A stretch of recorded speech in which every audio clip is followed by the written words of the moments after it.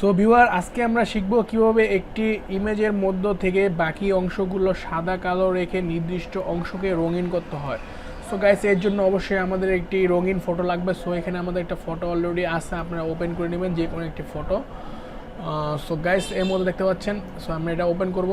এই ফটোটাকে আমরা সব অংশগুলো আমরা সাদা কালো রাখবো, আর এখানে যে গয়নাগুলো আপনারা দেখতে পাচ্ছেন এই গয়নাগুলো আমরা রঙিন রাখবো। এটা কীভাবে করতে হয় চলুন তাহলে দেখে নিই। সো সর্বপ্রথম আমরা ব্ল্যাক অ্যান্ড হোয়াইট করে নিব ইমেজটার মোডটা যেটা আছে। তো মোডে গিয়ে আমরা গ্রে স্কেল যেটা আছে এটা আমরা সিলেক্ট করে ডোনো শো ডিসকোড দিয়ে দিলাম। সো এটা দেখতে পাচ্ছেন এখানে কিন্তু আমাদের ছবিটা সাদা কালো হয়ে গেল। সাদা কালো হওয়ার পর আবার চলে যাবো আমরা ইমেজে চলে যাওয়ার পর মোডে যেয়ে আবার আমরা এখানে কালারটা আরজিবি করে দেবো। ওকে, থ্যাংক ইউ। সো এই মুহূর্তে কিন্তু আমাদের পিকচারটা সম্পূর্ণ সাদা কালো হয়ে গেছে। সো আমরা জাস্ট এখানে যে গয়নাটা দেখতে পাচ্ছেন এই নেকলেস বলে নাকি এটাকে, নেকলেস, এই নেকলেসটাকে আমরা জাস্ট একটু রঙিন করব।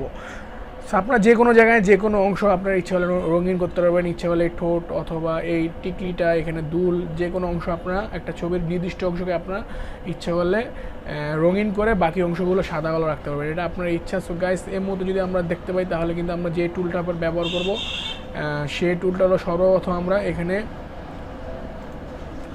পলিগন লেজো যে টুলটা আছে এই টুলটা দিয়ে আমরা সর্বপ্রথম সিলেক্ট করে নেব এই গয়নাটা। সো এই গাইস, এটা অবশ্যই একটু জুম দিয়ে করতে হবে। সো জুমটা আমরা এখানে সিলেক্ট করে হালকা একটু জুম দিয়ে এখানে আমরা স্পেস চিপে আমাদের কন্ট্রোল করে নিব কোন জায়গা থেকে আমরা শুরু করব। তারপর আমরা এখানে এই যে পলিগন লেজো যে টুলটা আছে এই টুলটা আমরা নেব। নেওয়ার পর সুন্দর মতন আমরা সিলেক্ট করব।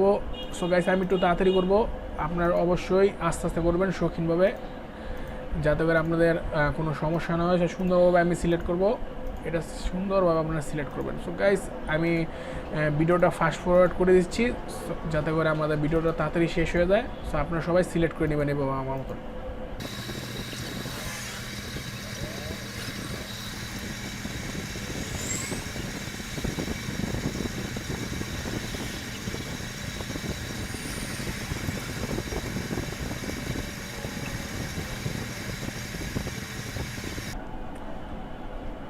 সো ওকে গাইস, আমাদের সম্পূর্ণ হাতটি কিন্তু সিলেক্ট হয়ে গেছে এই মুহূর্তে। সো সিলেক্ট যে এখানে যেখানে আছে এখানে আমরা এখানে যে একটা টুল দেখতে পাচ্ছেন হিস্টোরি ব্রাশ টুল, এখানে আমরা ক্লিক করব। তারপর হিস্টোরিতে ক্লিক করব, তারপর এখন এখানে ব্রাশ করুন। দেখুন বন্ধুরা, ম্যাজিক। সো গাইস, এটাই ছিল আজকের ভিডিও। সো দেখতে থাকুন আর সুন্দরভাবে এখন আমরা করার পর আপনাদের অবশ্যই সুন্দর লাগবে ভিডিওটা।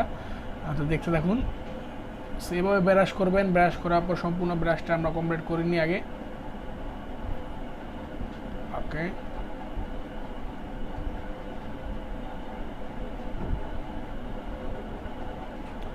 সো যেখানে যেখানে আমার ব্রাশটা দরকার ছিল এখানে আমি ব্রাশটা করে নিয়েছি।